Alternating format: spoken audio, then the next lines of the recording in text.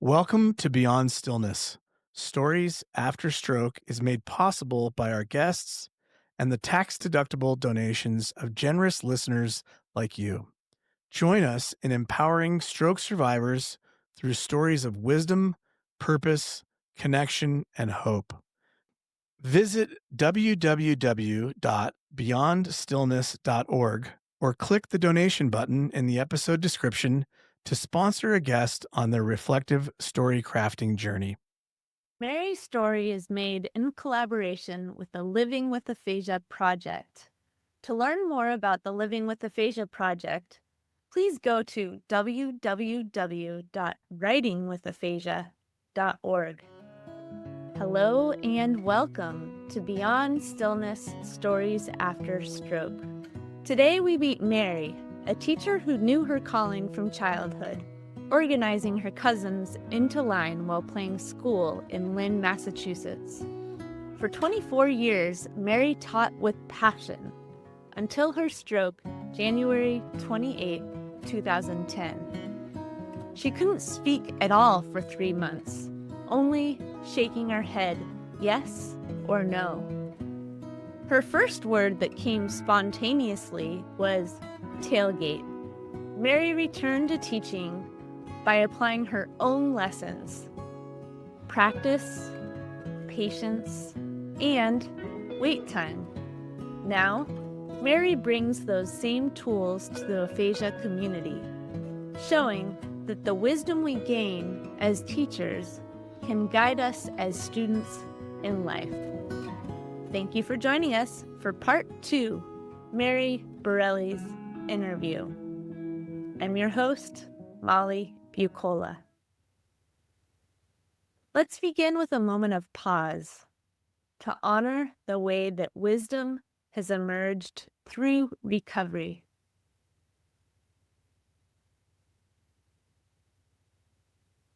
And we give thanks. Now, Mary Borrelli's interview. Mary, thank you for sharing your story. It's really inspiring the way that you have been a teacher your whole life and you're continuing to teach.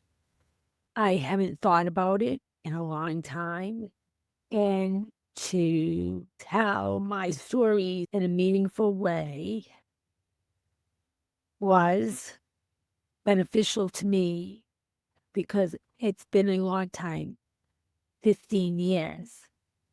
And since the day I fell on the floor, so to relive it, but with time elapsed, really helped me know that I got through this, because just retelling the story, I think that you helped me because I went through all of my years, and I sometimes forget that those are very meaningful memories for me. And when you ask me questions, everything just starts to roll out. And I thank you for giving me the opportunity to tell my story. I was a teacher, but I never thought of all of the things that I did until I met with you, and my perspective has changed because I just thought I was doing my job. And now that I have reflected because of your questions, I know that I affected so many lives that I really am thankful for you guys, and you, especially Molly, to let me think of all the times that I thought I was just doing my job, but I was more than a teacher for so many of the children in my care. Think of all the students that you've had throughout your life and the Yes. way they come to you again and again and again. Mhm. And now, when they're going through something difficult, they can think, Miss Borrelli went through something difficult and goes through something difficult, and she still shows up for us. Yes. Well, I mean, you are incredible. I just, I love the kids and I would do anything for them. And I think they would do anything for you. Mary, how has your life as a teacher informed your journey lately? Oh, yeah. I would say that because I was a teacher for so long, that I wanted everything to go back to normal, but I knew that, um, uh, well, I always used to say to the kids, try another way. So I tried another way, and now I am speaking to you with a little bit of a problem, but I am speaking. You are, and you're finding words in other ways. I can think in my brain, and then I put down, there is a notebook right here, all things that I want to get out, to talk to people about, and that makes me be more cognizant of the fact that I have aphasia and all of the people that I talk with have aphasia, and how I think now we are lucky to have this community group that I belong to that have aphasia, because um the the the the purpose is just to talk with each other all the time, to get our point across to each other so that we can speak it better in public. And you do that now. Yes. All right. When I first was diagnosed with aphasia, I worked so hard to speak again. And uh, it was when I was recovering, it was probably 2 years post-stroke. Jerry Kaplan asked if myself and this uh, person named Sean, we both have aphasia, if we would go with him to Wisconsin. It's Mayo Clinic, and speak at a big presentation about our struggles with aphasia. And at the time, I wasn't talking as well as I am now. And I used to write everything down that I wanted to say. And now I am talking to you just off the top of my head. And so I think that um, all the times that I have spoken about aphasia, and when I first started, I wrote everything down that I wanted to say, but now I can speak off the top of my head. And I think that my um, sentences are clear and very well thought out, so that now there's always more people that are having strokes every year.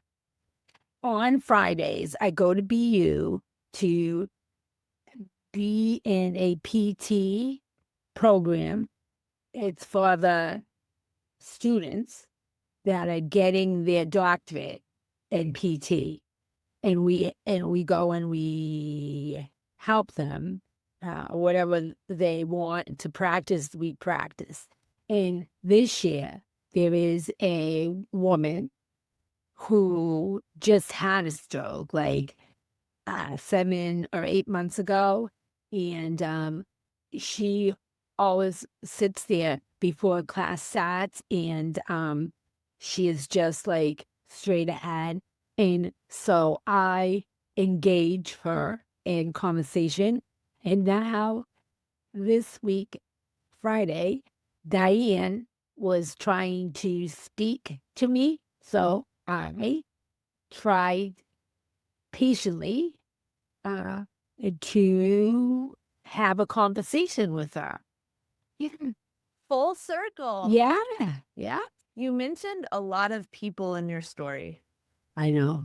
How would you suggest somebody who is a family member or a friend of someone who lives with aphasia, how would you suggest they step up to support their loved one who lives with aphasia?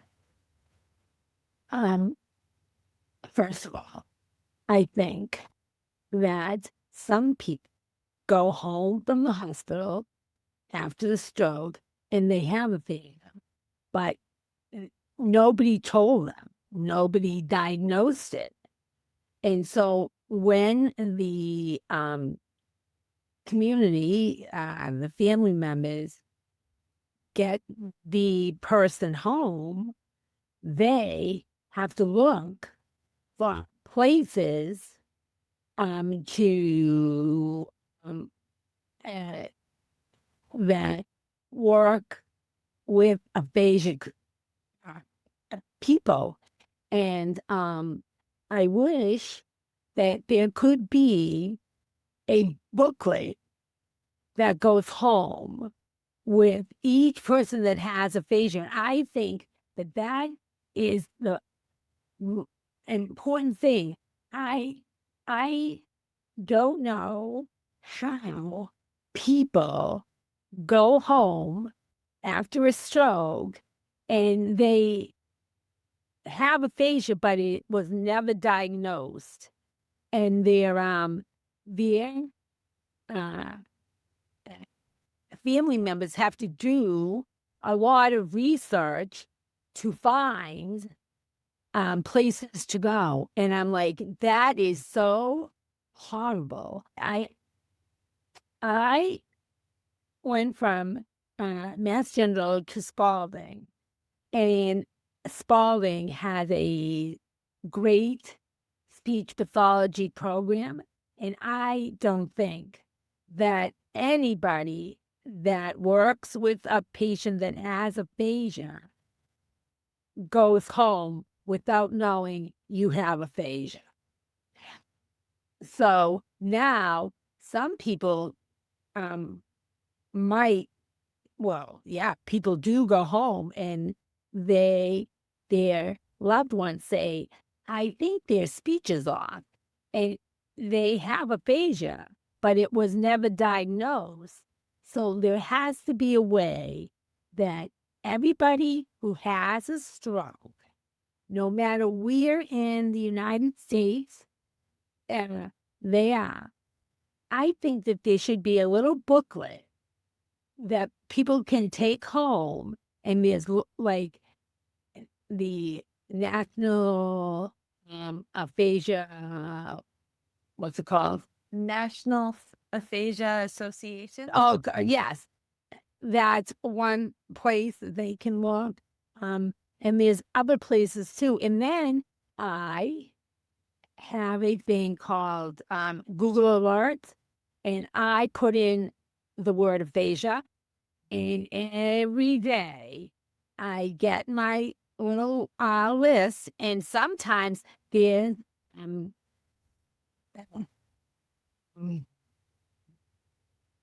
things about research studies, and that's where I go. Like University of Delaware. That's one I found. So I think that it would be beneficial for the person that has aphasia if the family members just went home with a little book that says, these are some resources. And that would be so great. And you know what? It doesn't even have to be a book. It just could be a page of resources. Miss Borrelli teaching the world. Here's your handout. Yeah. It's amazing to me how many stroke survivors I speak with that are now having trouble reading or writing or speaking or finding words in other ways. And when I ask, do you consider yourself living with aphasia? Some of them say no. So that's my next question. Do you know what aphasia is? And people like you and people like Spalding and the National Aphasia Association, National Aphasia Synergy. Oh, yeah, that one too. Yeah. Very good with Trish Hambridge. She was Yeah. a storyteller on our show. And then we also have Just Ask. That's Oh, God, I know her name, and now I forget it. she's great. Denise. Yes, Denise. She used to go when it was COVID time, and she had the stroke, and she didn't know, she didn't do Just Ask. She was in some of my groups, and then she went and got whatever it is, a not a LLC, but it's not. It's a Do you want help? yes, A nonprofit. yes, she did. And that shows, like you, Mary, the power of one person. Right? She said she didn't know anyone with aphasia. Yeah. And she felt so alone. Yep. And she spoke with a friend one day after she returned from a conference, and her friend said, "Why don't you have a conference?" And she thought, okay. And she set up a meeting, and she thought 20 people maybe would arrive. And the room was full. Yep. That shows one person can gather people for good. Yes. Oh, so good. Ugh. And you're doing that, Mary, the way that you are talking about wanting to put together resources for people, the way that you are sharing your story here at Beyond Stillness. Yep. And also you're presenting at the upcoming National Aphasia Association Speak Out Conference. Mm-hmm. You're getting out there so that more people that live with aphasia can find resources. Yeah. Everyone has a part in this, like you explaining the play, right? Yes. So you want to be a star. Right. Then you found a different part for each kid, whether it be making the background or helping organize the limousine. You figured out something that was unique to that person, that student, that they could do to make the whole production work. Yeah. And throughout our conversation, you have been talking about organizations and people who have stepped up in order to make this whole thing work. Mm. You are teaching with pride. I really didn't think about that, but it is true. Yeah. Yeah. It's so natural to you that you find ways to lift each and every person up in order to address the needs that are happening. Yes. It's beautiful. Yeah. But sometimes uh, um, I sit there and listen, and then I'm thinking they don't get it. And I want to just say, what is the problem? How can you not get this? But I just keep it to myself. But now I'm starting to, like today, and Jerry, I don't know why, he said something, and I said, that's not right, Chippy. And I'm like, what do you mean? That's okay though. I think there's also a place for that, right? There's a place for honest conversation, Oh, yeah. for dialogue. Conversation. Yes. Oh, dialogue. That's a good one. Especially now. Yes. Yay. I bet you're very good at that too, working in schools for so long. You have the parent perspective, you have the kid perspective, you have the faculty and staff perspective, you have the town perspective. Mm-hmm. And as a teacher, as a principal, you listen to each and every person and then find something in there that somehow addresses a need again. Yeah. And lifts the community as a whole. Yes, because that reminds me, I was eh, um uh, he was a study team coordinator at my old school, Washington, and so I would always say, uh, "I am here to address your child's needs. You say your thing, the teacher says their thing, the child I already spoke to, and then how can we help them?" How does that apply to your experience in the aphasia community now? Well, that's why I want to speak out, because I feel like I did it as a student study coordinator, and now I can bring that to BU and use it when I want to say something important. But I think I say, okay, um, eh, I want to speak. What do I want to speak? I already have,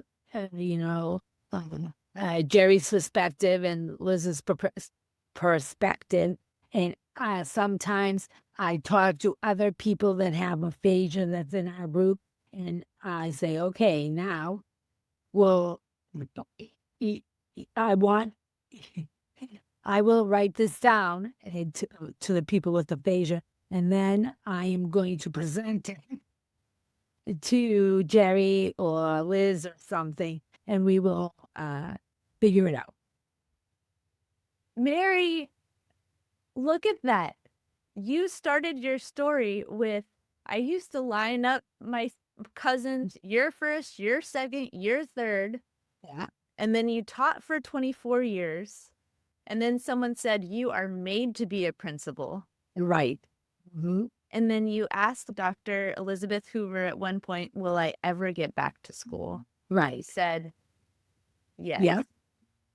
You have to ask your superintendent. I said, okay. Yeah. And you did. You got back to school Mm-hmm. and you sat with people, you listened, you asked them to be patient with themselves, with each other, with you. And you were teaching them, saying, practice, practice, practice.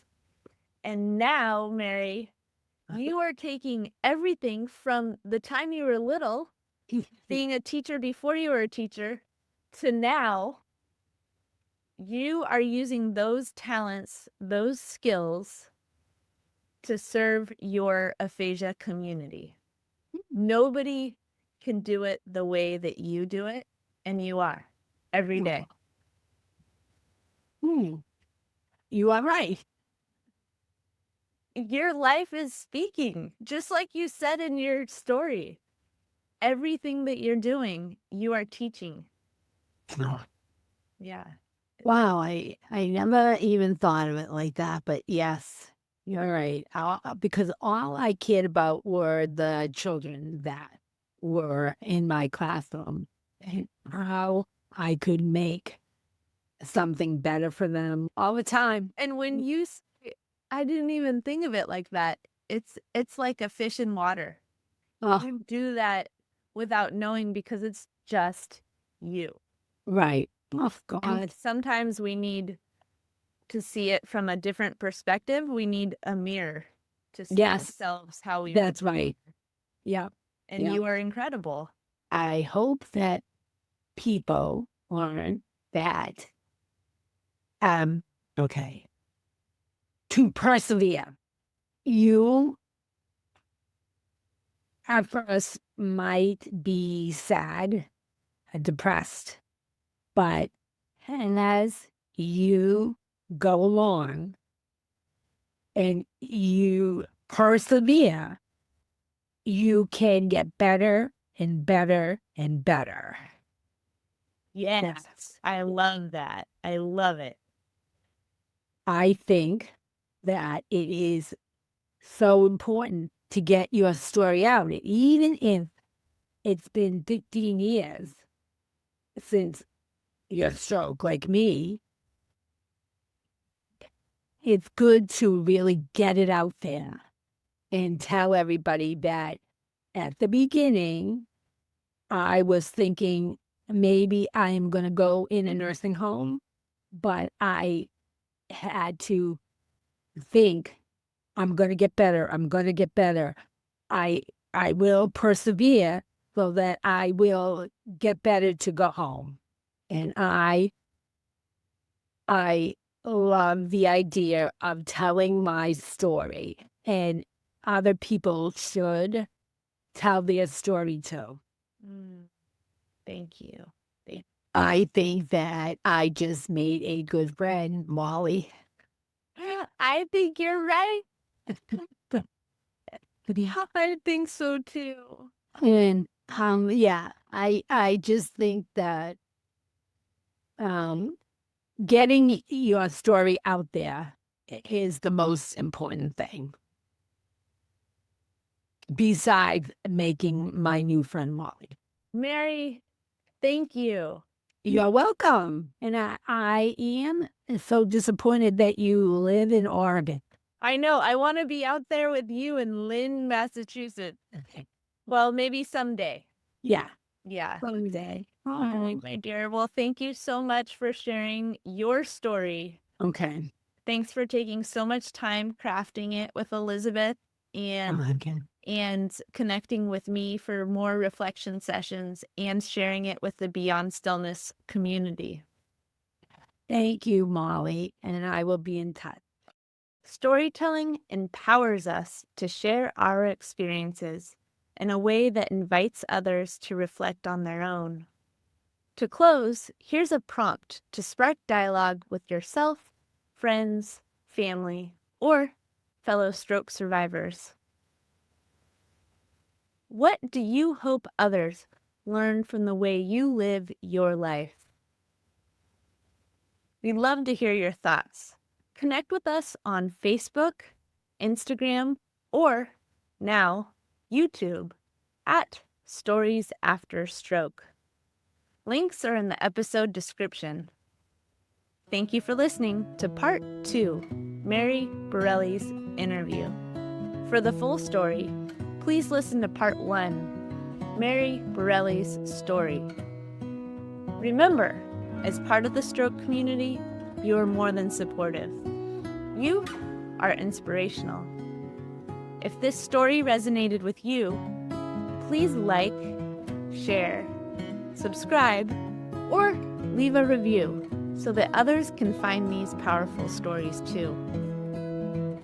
To To learn more about our nonprofit organizations, programs, or services, please visit beyondstillness.org or find the link in the episode description. Together, we empower stroke survivors to articulate and publicly share their stories of wisdom, purpose, connection, and hope. Thank you for listening to Beyond Stillness, Stories After Stroke. Help us continue empowering stroke survivors through our reflective story crafting and sharing process. Supporting this work with your tax-deductible donation makes a real difference.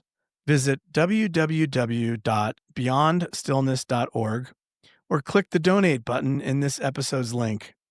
Consider sponsoring a guest on their story crafting journey and be a part of our growing community of purpose, connection, and hope.